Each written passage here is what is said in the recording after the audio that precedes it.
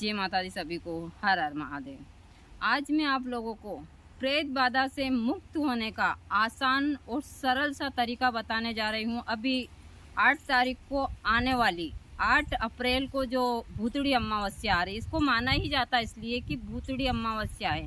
भूत प्रेत सारी बाधाएं नष्ट हो जाती है यदि यह प्रयोग आप करते हैं तो। बड़ा ही चमत्कारी और बहुत सटीक है। यहाँ ऐसे तो यह हर एक इंसान को करना चाहिए, क्योंकि हमारे अंदर जो गलत एनर्जियां हैं वह नष्ट हो जाती है। हम हर अमावस्या पर ये चीज़ें करते हैं।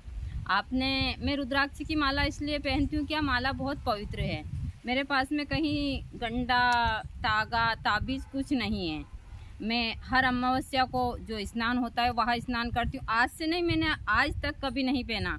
जब गुरुजी थे तब मेरे पास में एक सोने का यंत्र था, जो सोने में ही गुरुजी ने बनवाया था, काली यंत्र।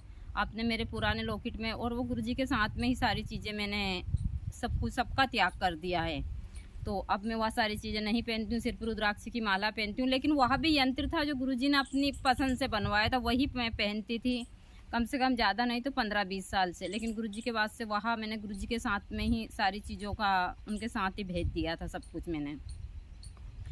तो यही होता है, क्योंकि हम जो भी, क्या मेरे ऊपर कोई ऐसा नहीं है कि जैसे ऐसे लोग हैं जलन वाले, बहुत सारे लोग हैं ऐसी चीज़ में। तो बहुत सारे लोग करते हैं बहुत सारी चीज़ें, लेकिन हम लोगों के ऊपर असर नहीं करती वह चीज़ें। कहते हैं जो शिव भक्त होता है और माँ काली का भक्त, उसके ऊपर तंत्र मंत्र चाहे कितना भी कोई माथा फोड़ ले, नहीं होता उनके ऊपर। क्योंकि हमारी कुछ चीज़ें ही ऐसी हैं, हम वह क्रिया करते हैं। हाँ, जब वहाँ से आती है तो किसी से नहीं रुकती है वह। मुझे भी शरीर छोड़ना पड़ेगा। ऐसा नहीं है कि मैं यहाँ पर, बहुत सारे लोग मुझे कहते हैं कि हम वो सिद्धि कर लें और हम 100 साल 200 साल, अरे यहाँ क्या करना है इस संसार में इतने साल जीकर। तो आप लोगों को मैं आसान सा और सरल सा तरीका बता देती हूँ भूत प्रेत नज़र टोना टोन का सबसे मुक्त होने का।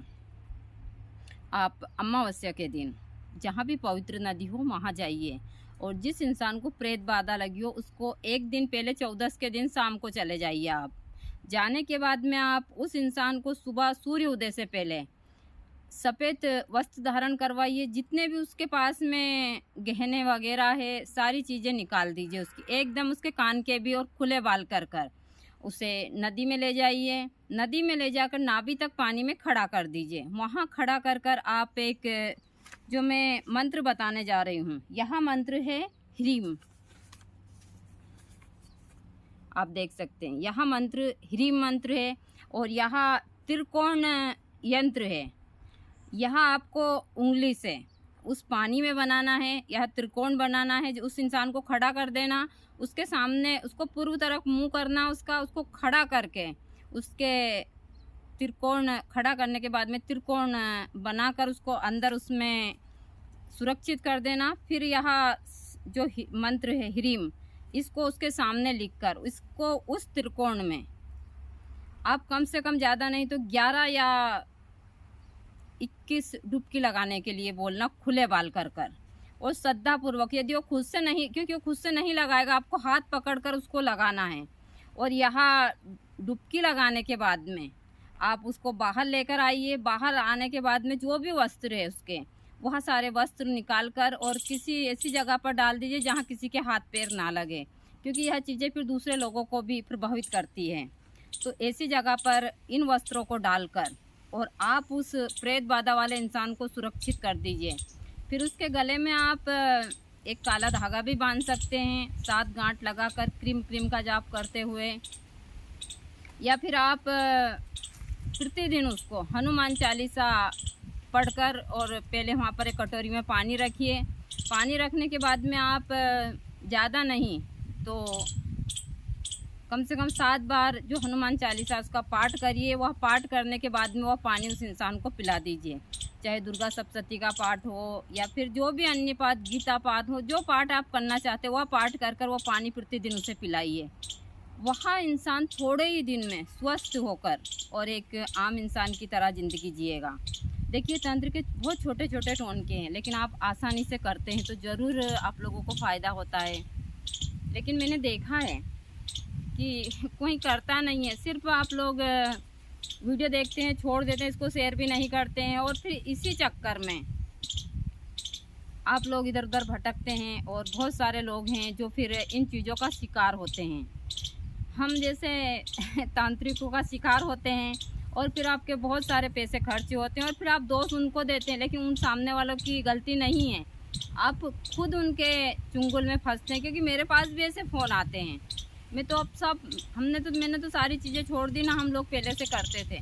जो आसान सा तरीका है मैं आप लोगों को वही बताती हूँ और वही करने के लिए देती हूँ। तो आप यहाँ कर अपने जीवन को सुखी बना सकते हैं। यदि एक बार में नहीं होता है तो आप 4-5 अमावस्या से कर लीजिए, लेकिन यदि इस भूतड़ी अमावस्या पे आप एक ही बार यह चीज़ें करते हैं तो ज़रूर फ़ायदा होता है उस प्रेत बाधा वाले इंसान को।